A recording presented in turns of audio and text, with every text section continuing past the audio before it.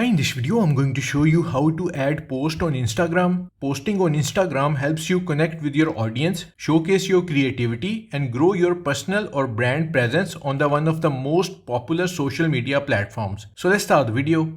To upload a post on Instagram, open Instagram app.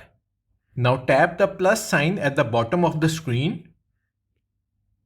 Here you can choose an existing photo or video, or you can snap a new one by switching to the camera option. Make sure post option is selected below. For this tutorial, let's pick a photo from the gallery. To upload multiple photos, tap on select multiple. Once you have selected your image, tap next at the top right corner of the screen. Here you can add some filters.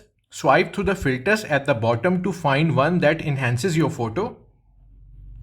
Tap next in the bottom right corner to add some details. Here you can write your caption or add a location. You can also tag friends by tapping tag people and selecting their username. Here you can also share this post to other social media platforms like Facebook and Twitter. Once you are all set, just tap share at the bottom.